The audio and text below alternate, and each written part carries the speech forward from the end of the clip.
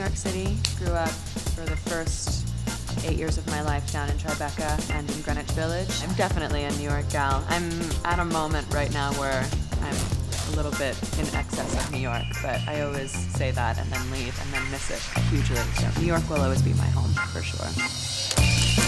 I'm straight out of high school. I got accepted to Boston University, and I went to Boston University for about 2 years, and I hated it.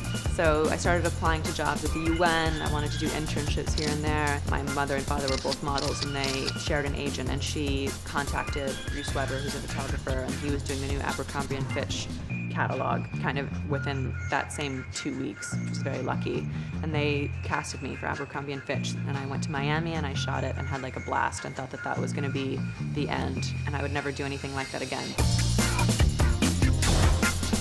I signed with IMG, which is my modeling agency to this day, and they sent me to Milan.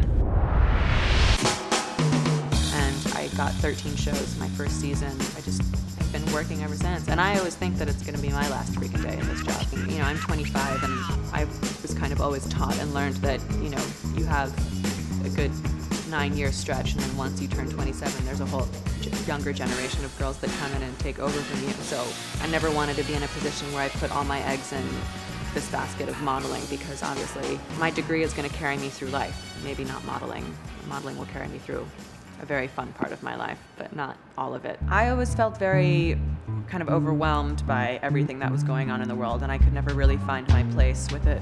Now that I've grown up a little bit, I've kind of recognized that the environment, climate change, those are my interests, and now I have a way of going about and studying them and trying to help or make a difference, or, you know, at the very least, educate myself. I'll be studying biomedicine at the London School of Economics, a program that has to do with institutional reform in light of climate change. Climate change from the sociological point of view in terms of impacts, how it's going to affect humanity, politics, economics, kind of become somebody who helps to create policy towards agriculture.